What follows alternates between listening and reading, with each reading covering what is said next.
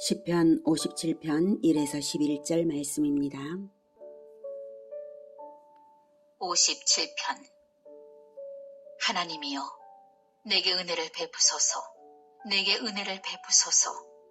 내 영혼이 주께로 피하되 주의 날개 그늘 아래에서 이 재앙들이 지나기까지 피하리이다. 내가 지존하신 하나님께 부르짖으며 곧 나를 위하여 모든 것을 이루시는 하나님께로다. 그가 하늘에서 보내사 나를 삼키려는 자의 비방에서 나를 구원하실지라. 셀라. 하나님이 그의 인자와 진리를 보내시리로다. 내 영혼이 사자들 가운데에서 살며 내가 불사르는 자들 중에 누웠으니 곧 사람의 아들들 중에라. 그들의 이는 창과 화살이요 그들의 혀는 날카로운 칼 같도다. 하나님이여, 주는 하늘 위에 높이 들리시며 주의 영광이 온 세계 위에 높아지기를 원하나이다. 그들이 내 걸음을 막으려고 그물을 준비하였으니 내 영혼이 억울하도다. 그들이 내 앞에 웅덩이를 팠으나 자기들이 그 중에 빠졌도다. 셀라. 하나님이여, 내 마음이 확정되었고 내 마음이 확정되었사오니 내가 노래하고 내가 찬송하리이다. 내 영광아 깰지어다. 비파야 수금아 깰지어다. 내가 새벽을 깨우리로다. 주여, 내가 만민 중에서 주께 감사하오며 문나라 중에서 주를 찬송하리이다. 무릇 주의 인자는 커서 하늘에 미치고 주의 진리는 궁창에 이르나이다. 하나님이여, 주는 하늘 위에 높이 들리시며 주의 영광이 온 세계 위에 높아지기를 원하나이다. 사랑하는 형제 여러분, 3월 31일 목요일 새벽 목상에 오신 것을 환영합니다. 오늘은 요즘 진행하는 사무엘상 22에서 24장에 관련된 다윗의 시편을 묵상하고자 합니다. 시 57편은 사울의 추격을 피해서 다윗이 도피 생활을 하던 중에 아둘람 굴에 있을 때였거나 아니면 엔게디 굴에 피신해 있던 때를 배경으로 하여서 노래한 시입니다. 아둘람 굴은 블레셋의 가드왕에게 의지하러 갔다가 그 앞에서 미친 자 행세를 하여서 가까스로 도망친 후에 아둘람 굴에 왔던 때이고요. 아니면 엔게디 굴에 있었던 것은 사울 왕이 3,000명을 선발대 3,000명을 데리고 굴의 뒤를 왔다가 굴의 뒤를 보러 들어온 사울 왕을 다윗이 죽이지 않고 옷자락만 자르고 보낸 일이 있었죠. 그 즈음에 이 시를 노래했을 것입니다. 지도를 한번 볼게요. 아둘람 굴은 여기이고요.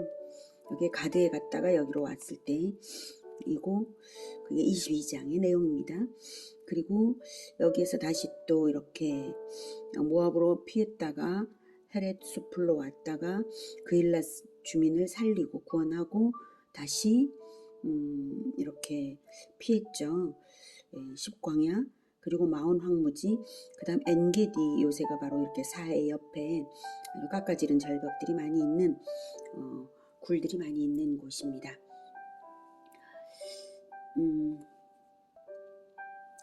이 시편은 5절과 11절에 후렴이 있어서 두 부분으로 나뉩니다. 1절에서 5절까지 그리고 6절에서 11절까지요. 먼저 5절과 6절 11절 동일한 후렴구를 보면 하나님이여, 주는 하늘 위에 높이 들리시며 주의 영광이 온 세계 위에 높아지기를 원하나이다. 네. 후렴을 보면 이 시는 절대절명의 위기 상황에서 비탄을 노래한 시인데도 역동적인 찬양이 드높습니다. 하나님이여, 주는 하늘 위에 높이 들리시며 주의 영광이 온 세계 위에 높아지기를 원하나이다. 우리가 이 히브리 시의 운율을 알 수 없어서 느낌을 살릴 수는 없지만 이 내용에 어울리는 운율과 힘찬 가락을 귀로 듣는다면 결코 비탄시라고 생각할 수 없을 것입니다. 다윗은 힘과 용기만 아니라 신앙적인 기계도 불굴의 용사입니다. 1절부터 볼게요. 1절 하나님이여, 내게 은혜를 베푸소서. 내게 은혜를 베푸소서. 내 영혼이 주께로 피하되 주의 날개 그늘 아래에서 이 재앙들이 지나기까지 피하리이다. 네, 내게 은혜를 베푸소서는 두 번이나 반복됐죠. 이 부분은 개역 한글 번역에서는 나를 긍휼히 여기고 나를 긍휼히 여기소서라고 번역했어요. 상황에 어울리는 더 좋은 번역이라고 생각이 되는데요. 살인자 집단의 추격을 피해서 도피하는 중이기 때문에 나를 불쌍히 여겨서 어미닭의 날개깃 속에 숨어드는 병아리처럼 나를 받아 숨겨달라는 탄원입니다. 엔게디 요새에서는 사울이 선발된 용사 3,000명이나 이끌고 왔기 때문에 위험천만이었죠. 요새에 아무리 굴들이 있다 해도 하나님께서 숨겨주셔야 숨겨지는 것이죠. 하지만 이 재앙들은 지나갈 때가 있다는 것을 다윗은 믿었고 하나님을 의지했습니다. 주의 날개 그늘 아래에서 이 재앙들이 지나기까지 피하리이다. 때로 우리 인생에서도 이렇게 위험천만일 때가 있는데요. 한때의 위기가 나를 성장시키기 위한 하나님의 섭리일 수가 있으니 사람을 의지하기보다는 하나님을 의지하시며 위로를 얻으시기를 바랍니다. 다윗은 가드 왕에게 의지하러 갔던 그 실수를 이제는 범하고 있지 않죠. 오직 하나님의 날개깃 안에 이 재앙들이 지나기까지 주의 날개 그늘 아래에서 피하겠다고 말하고 있습니다. 다윗도 부르짖어 기도하면서도 그 모든 것에 자기를 위한 하나님의 섭리가 있음을 알았습니다. 2, 3절 내가 지존하신 하나님께 부르짖으며 곧 나를 위하여 모든 것을 이루시는 하나님께로다. 그가 하늘에서 보내사 나를 삼키려는 자의 비방에서 나를 구원하실지라. 셀라. 하나님이 그의 인자와 진리를 보내시리로다. 하나님이 나를 위하여 모든 것을 이루시는 이유는 아버지이시기 때문이고요. 내가 부르짖어 의지하는 분은 지존하시고 하늘에서 인자와 진리를 보내시는 분이십니다. 그러니 절대적인 도움, 하늘에서 보내시는 도움을 받아서 나를 삼키려는 자의 비방에서 나를 구원하실 것을 확신하며 노래하고 있습니다. 하나님이 어떠한 분이신지를 다윗은 분명하게 마음에 새기고 있었습니다. 우리가 위기의 날에 흔들리지 않는 비결은 하나님이 어떤 분이신지를 잘 아는 것입니다. 과거 역사 속에서 하나님이 행하신 일들과 하나님의 마음을 잘 찾아 알면 확신을 가질 수 있습니다.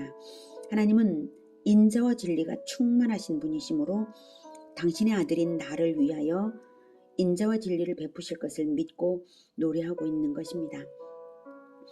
하나님이 천지 만물을 창조하신 이유가 무엇인가요? 바로 자기의 형상이 온 세계에 번성 충만하기를 바라시고 천지 만물을 창조하셔서 인간을 거기 두신 것입니다. 그러니 자기 형상, 곧 자기 형상을 닮은 아들 또는 닮아가는 아들을 위하여 천지 만물을 움직이시는 것이 결코 아깝지 않으신 분이십니다. 역사 속에서 은혜롭게 허락하신 모든 언약과 기적들에는 자기 형상을 닮은 아들을 사랑하시는 하나님의 마음이 너무나 잘 나타나 있습니다. 하나님의 마음을 알면 용기가 나는 것입니다. 우리는 하나님의 완전한 형상이신 예수님을 주로 영접하여서 연합되어 삶으로 성령의 인도대로만 살면 하나님의 인자와 진리로 인하여 두려울 것이 없습니다. 우리 주 예수님이 계신 곳이 하나님의 우편이시니 우리의 영적 실존은 하나님의 우편에 있는 것을 믿으시고 평안하시기를 바랍니다. 4, 5절 내 영혼이 사자들 가운데에서 살며 내가 불사르는 자들 중에 누웠으니 곧 사람의 아들들 중에라. 그들의 이는 창과 화살이요 그들의 혀는 날카로운 칼 같도다. 하나님이여 주는 하늘 위에 높이 들리시며 주의 영광이 온 세계 위에 높아지기를 원하나이다. 위기가 클수록 하나님께 대한 간구와 탄원이 높습니다. 맹수들 가운데 포위된 것과도 같은 위기입니다. 그럴수록 다윗의 탄원은 강력한 힘으로 하늘에 닿을 듯합니다. 하늘과 온 세계는 우주 만물과 온 세상을 말합니다. 창조주의 영광으로서 심판주의 권세로서 나타나달라는 호소입니다. 이 후렴구의 탄원대로 훗날 예수님께서 태어나셨을 때에 천사들이 노래했죠. 지극히 높은 곳에서는 하나님께 영광이요 땅에서는 기뻐하심을 입은 사람들 중에 평화로다라고 바로 예수님의 탄생이 바로 다윗의 탄원에 대한 응답처럼 그렇게 노래한 것입니다.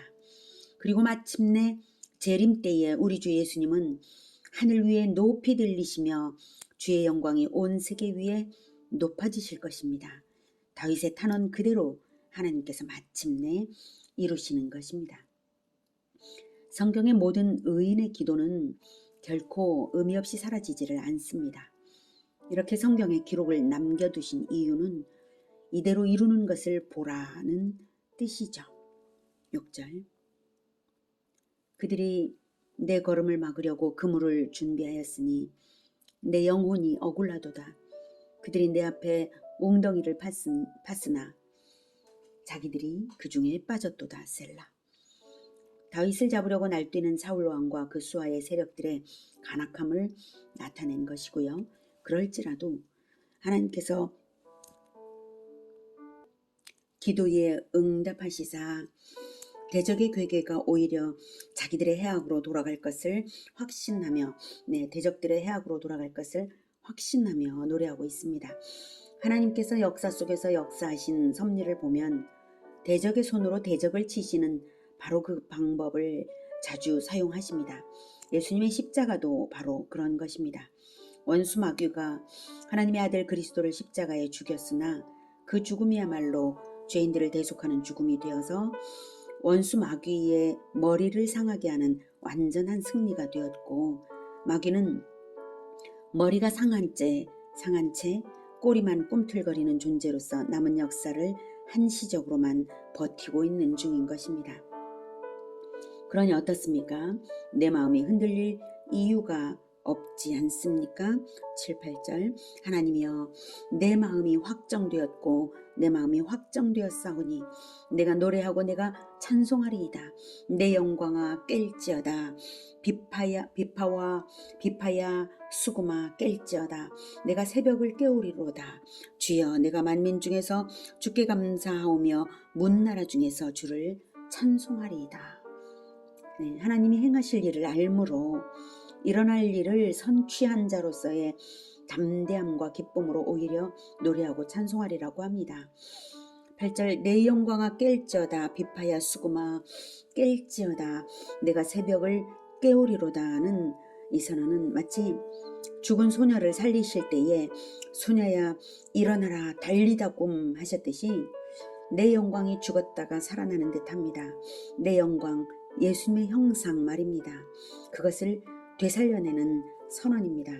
그러므로 내 영광 그리스도의 형상을 살려내신 주께 감사를 하는데요. 굴 속에 있는 자의 말이라고 볼 수 없죠. 만민 중에서 문나라 중에서 감사하리라고.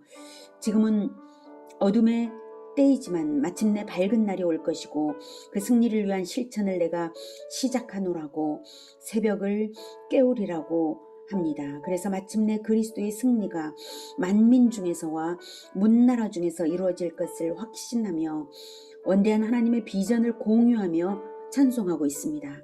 우리의 찬송이 이러하기를 기원합니다. 우리의 실천이 거기까지 가기를 기원합니다. 10절 무릇 주의 인자는 커서 하늘에 미치고 주의 진리는 궁창에 이르나이다. 하나님께서 마침내 심판주로서 승리하실 것인데요. 그럴지라도 하나님의 인자가 하늘에 미치니 혹 대적의 편에 있는 자들일지라도 듣고 속히 항복하고 하나님 편에 돌아올 만한 말입니다.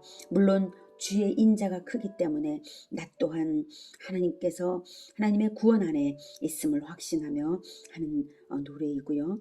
주의 진리가 궁창에 이르니 구원도 확실하고 심판도 확실할 것입니다. 그러니 인자와 진리 편에 선 자가 마음이 더욱 확정되고 확정될 수밖에요.